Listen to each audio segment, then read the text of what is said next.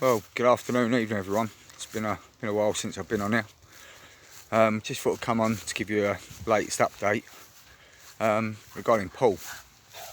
I can't remember where I was at last time. Bowel conditions, all that malarkey. The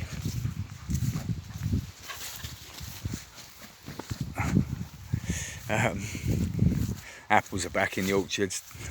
Ted's in his element.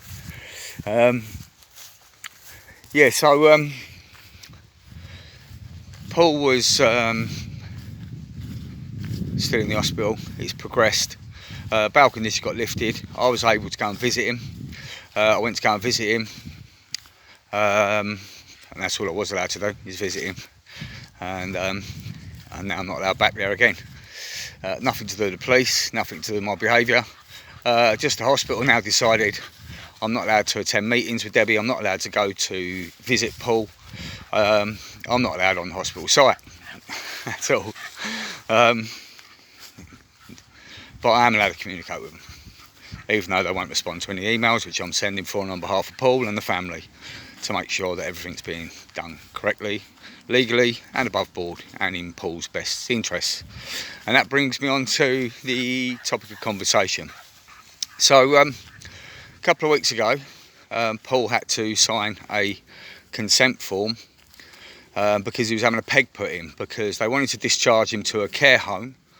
Yeah, we know about the care homes and the Midazolam scandal, which we've published with the PCP, with the great work of Claire Wills, as you probably read it, Mark Oakford and MOB.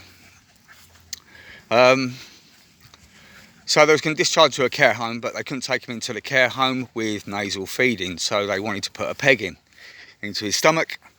So Paul had to sign a consent form. So that obviously is evidence that he's got capacity.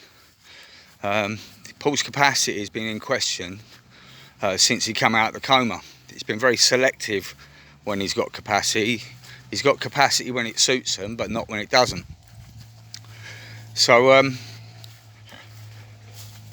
what we done was we drafted up a legal document, a discharge document for Paul to sign, and his son and his wife to witness, which was video recorded.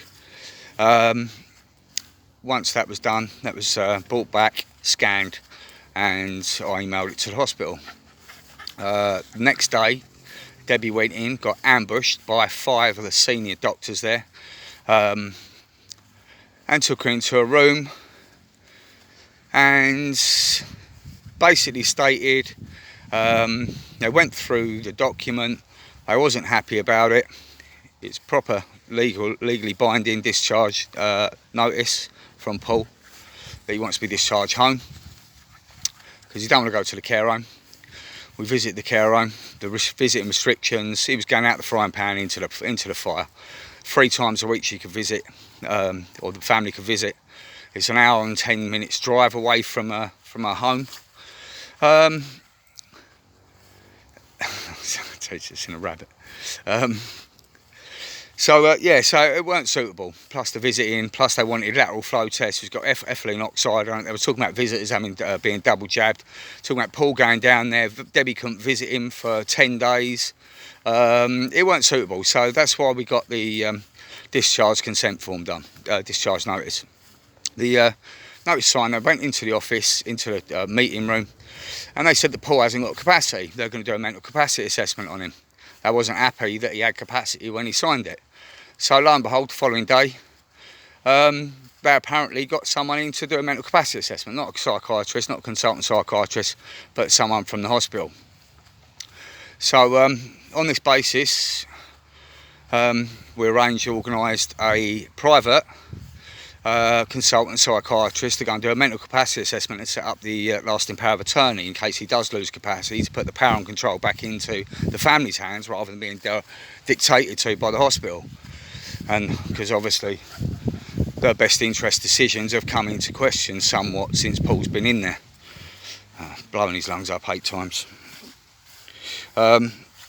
So that was done on Sunday, and pleased to say that Paul is deemed he's got capacity. and the LPA's been set up, and so that's great. So now Paul wants to be discharged home. Now they seem to be dragging their heels. This was done yesterday, which is great news. I think it's to much of the hospital's dismay. We understand the procedure. The discharge, which the CCG, the Clinical Commissioning Group, had funded for Paul to go to this home, was costing £5,900 per week, and that was all granted and given to them, or set up, ready to go. The hospital was saying it cost them £2,000 a day to keep Paul in the hospital.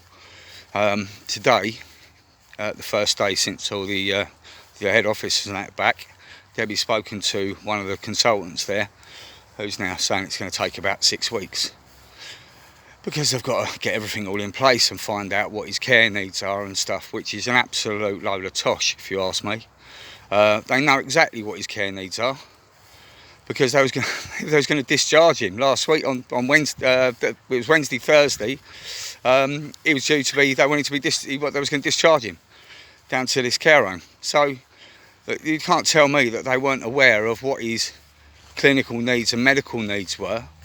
That they didn't have to do all of that assessment for him to go to select what care home it was that he needed to go to make sure he's getting the correct care. So anyway, we'll deal with that. That's only just happened. But I just wanted to update you all. I mean, he's a fighting fit. I mean, his spirit is strong. They have given him Midazolam.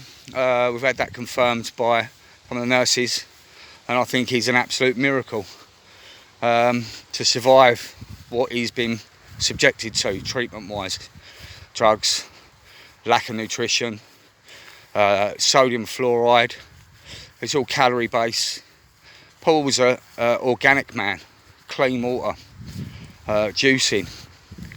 He don't do pharmaceuticals. So for him to be able to survive this and to see his face and smiling is great. So keep sending all your prayers, and thanks everyone for all the support you've given. Yeah, we're going to get him home soon. I don't think all the damage that's been done to him is irreparable, but he's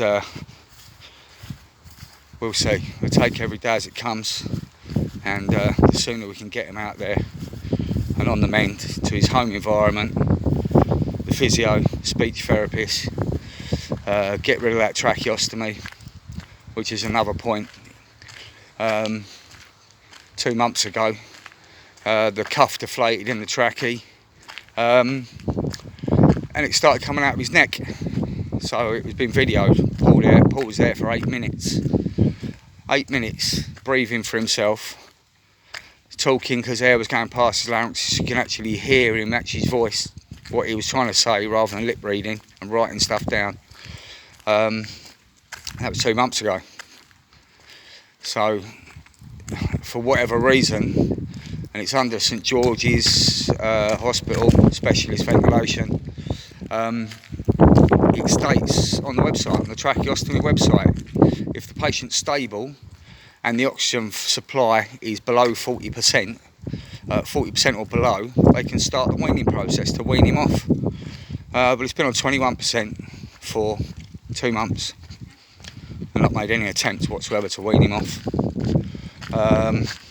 So now because Paul's got capacity, he wants to leave. He wrote it down himself to the psychiatrist that he wants to leave. I can't see any reason why the hospital, while we're waiting to get this discharge home with the care package in place, why they shouldn't be instigating the weaning of the trachea, because it only makes financial sense. Paul will be able to breathe for himself, talk for himself, drink for himself, eat for himself, get some proper food inside him, rather than having a feed tube with nutritionally barren synthetic chemicals. Yeah, get some proper nutrition and start building himself back up again.